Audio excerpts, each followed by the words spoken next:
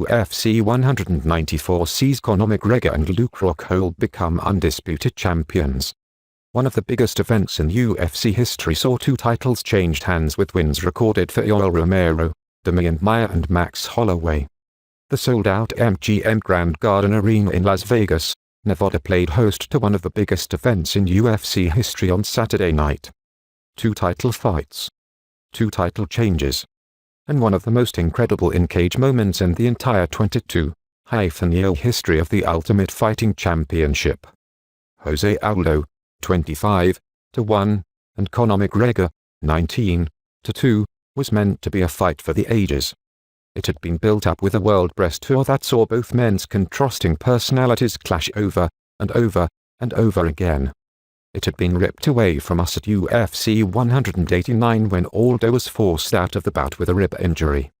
Had Chad Mendes played spoiler when he stepped in to face McGregor at that pay-per-view, we might have been robbed of the fight completely.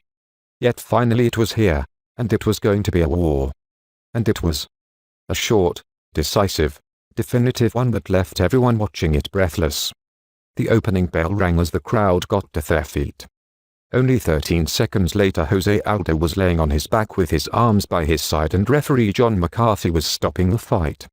The two men had met head-on in the center of the octagon, with Aldo happy to stand in the pocket and fire off a straight right, left hook combination. McGregor fired a counter left hook that landed perfectly and sent Aldo crashing face first to the mat. A couple of hammer fists followed, but they were academic. Aldo was out before he hit the mat. The interim and world featherweight titles were unified, and Conor McGregor had fulfilled his prophecy of dethroning the only champion the UFC's 145-pound division had ever known. In the co-main event, the two best 185-pound fighters on the planet collided. The impact gave us a new middleweight champion of the world, and his name is Rockhold, 15-2. Defending champion Chris Weidman, 13-1, came out strong in the opening round, taking the challengers back early and competing hard throughout. It was the only round he would win. Rockhold found a regular home for his thunderous body kicks as the fight progressed, and he was more than holding his own in the scrambles and grappling exchanges. After Weidman threw a spinning kick in the third round that left his back exposed, Rockhold rode him to the mat, moved to mount, and unloaded with elbows and punches. By the time the round was done, many were questioning why referee Herb Dean had not stopped the fight, and Weidman was staggering back against the cage to hold himself up. There was no coming back from that. Little more than 3 minutes into the following round, Rockhold once again found himself on top of Weidman, and this time the referee intervened. Rockhold, ladies and gentlemen, your new UFC middleweight champion of the world. Before Yoel Romero, 11-1, and Ronaldo Jacare Souza, 22-4, stepped into the octagon in the MGM Grand Garden Arena, the general consensus was that both men were ready to challenge for the middleweight title.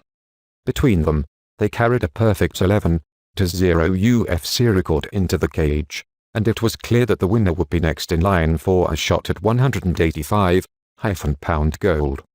Romero was at his explosive best in the first round, hurting Jacare with a spinning back fist and battering him with hard punches on the ground. Jacare survived and eventually came on strong in the third round, but it was not enough to sway two of the three judges. With the split decision win, Romero's UFC record improved to 7-0 and he now holds wins over 3 of the current UFC top 10. When the welterweight clash between Gunnar Nelson, 14-2, and Demian Maia, 22-6, was announced, grappling fans everywhere rejoiced. Their expectations were met, as the majority of the action took place on the mat. It was Maia who put on a masterclass, controlling Nelson over 15 minutes.